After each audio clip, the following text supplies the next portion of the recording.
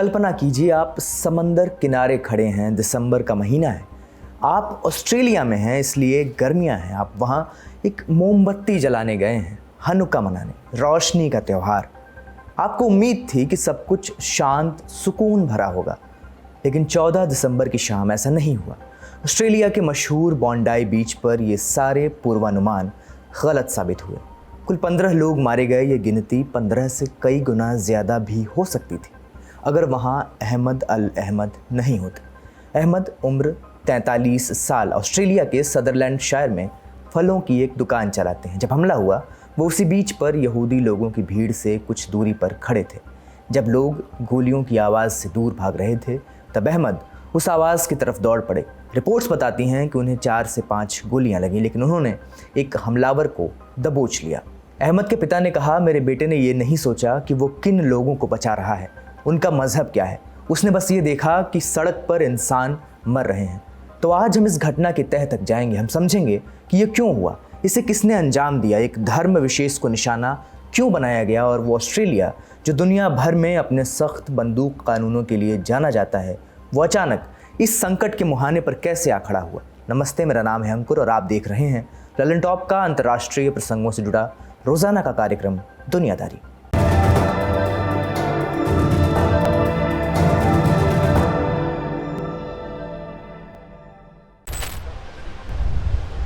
उस वक्त सिडनी में घड़ी की सुइयां 6:45 बजा रही थीं। तारीख थी 14 दिसंबर, जगह बॉन्डाई बीच।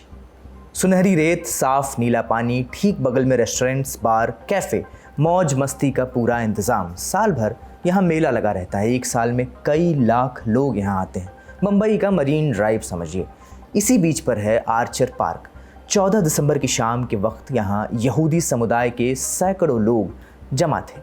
वो हनुक्का मना रहे थे, रोशनी का त्यौहार। मोमबत्तियाँ जल रही थीं, परंपरा के मुताबिक डोनट्स बट रहे थे। बुराई पर अच्छाई की जीत और अस्तित्व के संघर्ष का जश्न था। इन लोगों को अंदाज़ा नहीं था कि उस पार्क से कुछ ही दूरी पर एक सिल्वर सेडान कार में अंधेरा उनका इंतज़ार कर रहा था। करीब 6:30 पर उस कार से काले कपड़ों में लिपटे हुए 2 लोग उतरे। 50 साल का साजिद अकरम और उसका 24 साल का बेटा नवीद अकरम।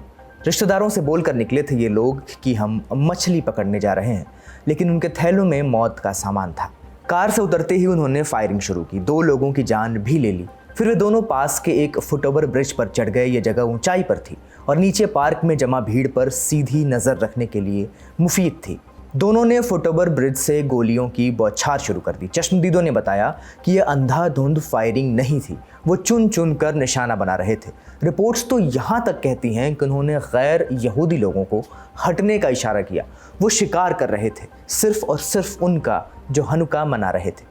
कुछ ही सेकंड्स बाद भगदड़ मच चुकी थी। लोग जान बचाने के लिए कारों के पीछे, बाढ़ के ऊपर और रेत में छिपने लगे। सिर्फ 1.5 मिनट के अंदर 30 से ज़्यादा गोलियां चल चुकी थीं। फिर साजिद अकरम को लगा कि पुल से काम नहीं बन रहा।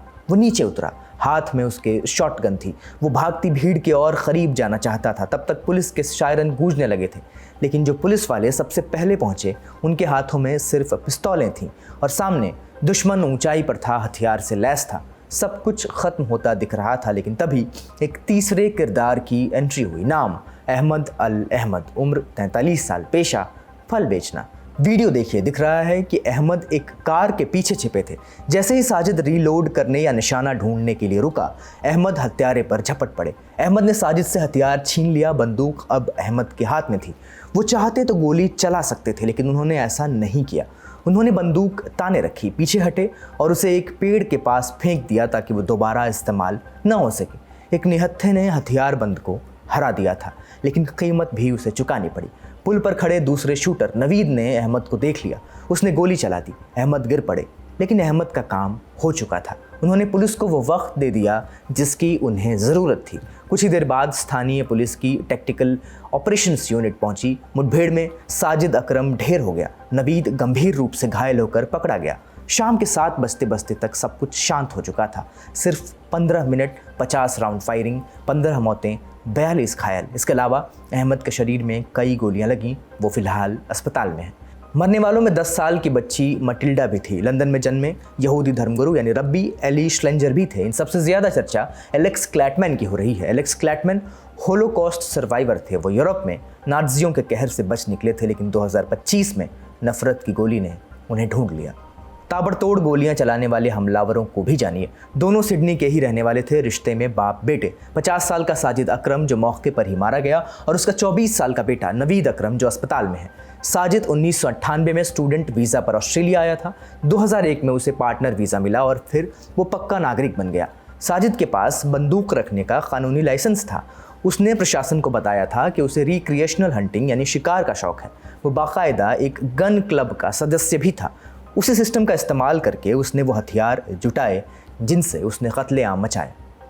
अब बात उसके बेटे नवीद की। ऑस्ट्रेलिया के प्रधानमंत्री एंथनी अल्बनीज़ ने माना है कि नवीद अक्टूबर 2019 में ही एजेंसियों के रडार पर आ गया था, लेकिन तब जांच के बाद ये मान लिया गया कि उससे कोई बड़ा खतरा नहीं है। ये चूक ऑस्ट्रेलिया को भारी पड़ी है। ऑस्ट्रेलियाई चैनल ABC न्यूज़ की रिपोर्ट के मुताबिक पुलिस को हमलावरों की कार से इस्लामिक स्टेट यानी ISIS का झंडे मिले हैं। फुटेज में कार के बोनट पर भी एक झंडा देखा गया है। पुलिस का मानना है कि इन दोनों ने इस्लामिक स्टेट के प्रति वफादारी की कसम खाई थी।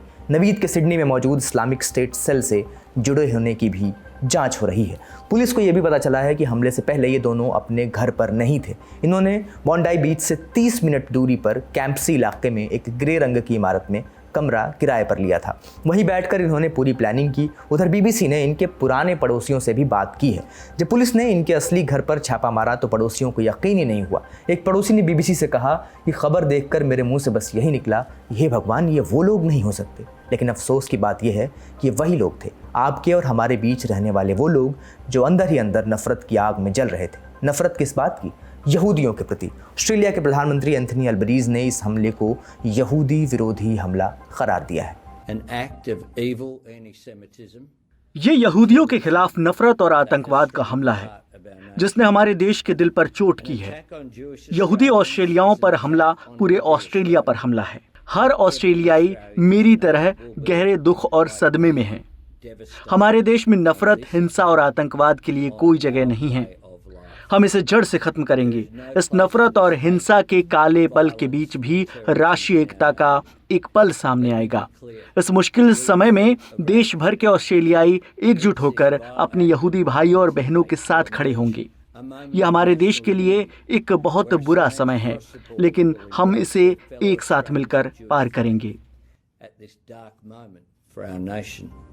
हमले के बाद ऑस्ट्रेलिया की अल्बनीज़ सरकार पर सवाल उठ रहे हैं। इजराइल के प्रधानमंत्री बेंजामिन नेतन्याहू ने सीधे तौर पर ऑस्ट्रेलिया के प्रधानमंत्री एंथनी अल्बनीज़ पर ठीकरा फोड़ा है।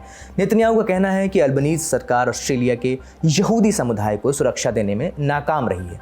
नेतन्याहू ने इस हमले को एक सियासी फैसले से भी जोड़ दिया है। इसी बरस सितंबर में ऑस्ट्रेलिया ने फ़लस्तीन को एक देश के तौर पर मान्यता दी थी। नेतन्याहू ने कहा कि आपका ये फैसला यहूदी विरोधी आग में घी डालने जैसा था। ये उन लोगों की हिम्मत बढ़ाता है जो आपकी सड़कों पर यहूदियों के खिलाफ नफरत फैला रहे हैं।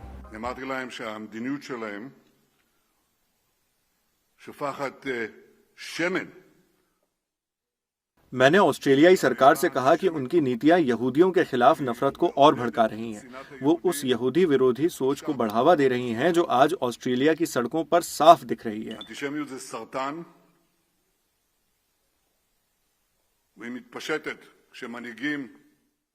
एंटीसेमिटिज्म एक कैंसर की तरह है। जब नेता चुप रहते हैं तो ये और फैलता है। ऐसे में कमजोरी नहीं बल्कि मजबूती दिखानी चाहिए, लेकिन ऑस्ट्रेलिया में ऐसा नहीं हुआ। आज वहां कुछ बेहद भयानक हुआ है। ये कोल्ड ब्लडेड मर्डर था और दुख की बात यह है कि मरने वालों की संख्या हर मिनट बढ़ती जा रही है।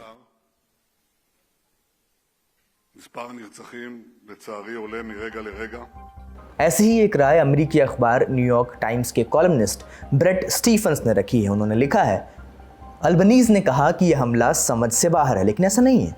जिन लोगों को यह यकीन दिला दिया गया है कि यहूदी देश ही सबसे बड़ा अपराध है, उनके लिए यहूदियों को मारना एक तरह का इंसाफ बन जाता है, चाहे मारे गए लोग निहत्थे आम नागरिक क्यों न हो। ब्रेट आगे लिखते हैं, आने वाले दिनों में हमें हमलावरों की सोच के बारे में और ज़्यादा पता चलेगा, लेकिन इतना अंदाज़ा लगाना गलत नहीं होगा कि वे इंतफादा को पूरी दुनिया में फैलाना चाह रहे हैं। यानी दुनिया भर में इजराइल विरोधी प्रदर्शनों में सुनाई देने वाले नारों को उन्होंने सच मान लिया है। उसी सोच से यह हमला किया गया। ऑस्ट्रेलिया की कुल आबादी करीब 2 करोड़ 80 लाख है। सरकारी आंकड़ों के मुताबिक यहाँ लगभग 1,17,000 लोग यहूदी हैं। ऑस्ट्रेलिया में यहूदी आबादी 20वीं सदी में तेजी से बढ़ी। दूसरे विश्व युद्ध से पहले जब जर्मनी में नाज़ी पार्टी सत्ता में आई, तब करीब 7 से 8 हज़ार यहूदी शरणार्थी जर्मनी और ऑस्ट्रिया से ऑस्ट्रेलिया चले गए थे। लेकिन सबसे बड़ी संख्या में यहूदी दूसरे विश्व युद्ध के बाद ऑस्ट्रेलिया पहुंचे। 1946 से 1961 के बीच यूरोप से करीब 35,000 लोग आए, जिनमें होलोकॉस्ट से बचे लोग और युद्ध में बेघर हुए लोग शामिल थे। ऑस्ट्रेलिया का मेलबर्न शहर होलोकॉस्ट सर्वाइवर्स की आबादी के मामले में सबसे बड़े इलाकों में से एक है, लेकिन ऑस्ट्रेलिया में पिछले 2 बरस से यहूदी विरोधी नफरत बढ़ रही थी। ऑस्ट्रेलिया की खुफिया एजेंसी ने पहले ही चेतावनी दी थी कि यहूदी विरोधी नफरत सबसे बड़ा खतरा है। ऑस्ट्रेलियन ज्यूरी की एग्जीक्यूटिव काउंसिल के मुताबिक हमले से ठीक 1 साल पहले यहूदी विरोधी घटनाओं में 300% का इजाफा हुआ था। कुल 1654 मामले दर्ज किए गए थे, यानी हर दिन औसतन 4 से 5 नफरत भरी घटनाएं। इसकी एक झलक अक्टूबर 2023 में इजराइल पर हमास के हमलों के ठीक बाद दिखी थी। तब सिडनी ओपेरा हाउस के बाहर भीड़ जमा हुई थी, नारे लग रहे थे, गैस द ज्यूज, यहूदियों को गैस चैम्बर में डाल दो। इसके बाद यूनिवर्सिटी कैंपस में भी यहूदी छात्रों को निशाना बनाया जाने लगा। फिर अक्टूबर 2024 में ऑस्ट्रेलिया के एक यहूदी रेस्टोरेंट में आग लगा दी गई थी। इसके करीब 6 हफ्ते बाद यहूदियों के एक धर्मस्थल, एक सिनेगॉग पर फायर बॉम्ब से हमला हुआ था। इन दोनों हमलों के पीछे ऑस्ट्रेलिया की खुफिया एजेंसी ASIO ने ईरान की Islamic revolutionary guards core IRGC का हाथ बताया था। इसके बाद अल्बनीज सरकार ने कैनबरा से ईरान के राजदूत को निकाल दिया था। तेहरान में अपना दूतावास भी बंद कर दिया था। इसके अलावा सवाल ऑस्ट्रेलिया के उन बंदूक कानूनों पर भी उठ रहे हैं जिनकी दुनिया मिसाल देती थी। हमलावरों के पास कुल 6 बंदूकें थी, सबकी कानूनी तौर पर रजिस्ट्रेशन थी। सवाल उठ रहा है कि आज के समय में ऑस्ट्रेलिया में बंदूक लेना कितना आसान है।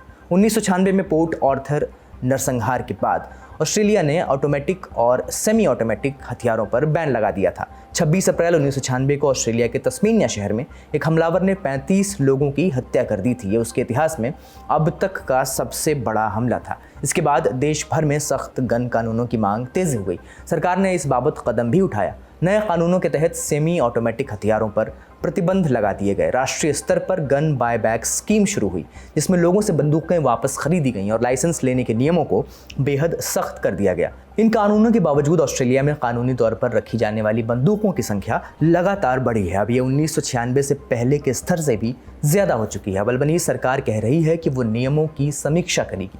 क्या एक आदमी को इतनी बंदूकें मिलनी चाहिए? क्या लाइसेंस ज़िंदगी भर के लिए होना चाहिए? क्या लोगों के कट्टरपंथी होने पर नज़र रखी जा रही है? जिन लोगों के पास पहले से लाइसेंस हैं, उनके लिए नियम और कड़े हो सकते हैं। मैं यही कहना चाहता हूं कि सरकार हालात से निपटने के लिए हर ज़रूरी कदम उठाने को तैयार है। इसमें गन कानूनों को और कड़ा करना भी शामिल है। मैं इस मुद्दे को नेशनल कैबिनेट की बैठक में एजेंडे के तौर पर रखूंगा। अगली खबर पर बढ़ने से पहले कुछ उम्मीद से भरी बात भी सुनते जाइए। अहमद के नाम कुछ संदेश आए हैं। घटना के बाद एक स्थानीय रब्बी यानी यहूदियों के धर्मगुरु अस्पताल पहुंचे। उन्होंने अहमद को भाई कहा, अपना हीरो बताया, सिनेगॉग यानी अपने धर्मस्थल में आने का न्योता दिया। दुनिया भर के नेता भी इस जज्बे के आगे नतमस्तक हैं। इजराइल के प्रधानमंत्री बेंजामिन नेतन्याहू, जिन्होंने अल्बनीज़ की आलोचना की, उन्होंने अहमद की हिम्मत की दाद दी है। उधर ऑस्ट्रेलिया के प्रीमियर क्रिस मिन्स ने कहा कि ये सबसे अविश्वसनीय मंजर था। बड़ी खबर यहीं तक, अब सुर्खियों की बारी। हांगकांग में पूर्व मीडिया कारोबारी जिमी लाई को राष्ट्रीय सुरक्षा मामले में दोषी ठहराया गया है। उन्हें उम्र कैद की सज़ा मिल सकती है। 78 साल के लाई चीन की सत्तारूढ़ पार्टी के विरोधी और लोकतंत्र के समर्थक रहे हैं। लाई पहले एप्पल डेली अखबार चलाते थे। ये अखबार हांगकांग सरकार और चीन की कम्युनिस्ट पार्टी का खुलकर विरोध करता रहा है। जिमी लाई को अगस्त 2020 में नेशनल सिक्योरिटी लॉ यानी NSL के तहत गिरफ्तार किया गया था। यह कानून 2019 में हुए बड़े सरकार विरोधी प्रदर्शनों के बाद लाया गया था। 5 साल बाद कोर्ट ने लाई को विदेशी ताकतों से साठगांठ करने की साजिश रचने और अपने अखबार के जरिए देशद्रोही खबरें प्रकाशित करने का दोषी पाया। हालांकि लाई ने सभी आरोपों से इनकार किया था और खुद को निर्दोष बताया था। ब्रिटेन ने लाई के साथ हुए बर्ताव की आलोचना की है। ब्रिटिश सरकार का कहना है कि लाई को राजनीतिक वजहों से परेशान किया जा रहा है। उन्हें सिर्फ इसलिए निशाना बनाया गया क्योंकि उन्होंने शांत तरीके से अपनी बात रखी। अमेरिका के राष्ट्रपति डोनाल्ड ट्रंप भी पहले ही कह चुके हैं कि लाई को बचाने के लिए वो हर मुमकिन कोशिश करेंगे। हालांकि वो ये कैसे करेंगे, इस पर उन्होंने कुछ भी नहीं बताया है। अब अगली खबर, सीरिया में आईएसआईएस के एक आतंकी ने 13 दिसंबर को 3 अमेरिकी नागरिकों की हत्या कर दी।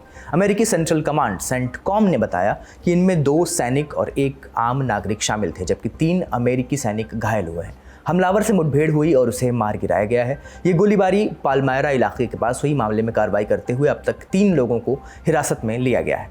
ट्रंप ने कहा है कि सीरिया में हुए हमले के बाद बहुत कड़ा जवाब दिया जाएगा। अमेरिका ने इस हमले के लिए आईएसआईएस को जिम्मेदार ठहराया है। हालांकि इस संगठन ने अब तक इस हमले की जिम्मेदारी नहीं ली है। सीरिया के अधिकारियों ने कहा कि इस हमले में सीरिया की सुरक्षा बलों के कुछ लोग भी घायल हुए हैं। सीरिया में पूर्व राष्ट्रपति बशर अल असद के तख्तापलट के बाद ये पहली बार हुआ है जब अमेरिकी सैनिकों पर हमला हुआ है। पिछले कुछ समय से अमेरिका ने सीरिया में अपने सैनिकों की मौजूदगी कम करनी शुरू कर दी है। इस साल की शुरुआत में सीरिया में करीब 2000 अमेरिकी सैनिक तैनात थे, जो अब घटकर लगभग 1000 रह गए हैं। आज का दुनियादारी यहीं समाप्त होता है। अपना और अपनों का ख्याल रखिए। शुक्रिया। शुभ रात्रि।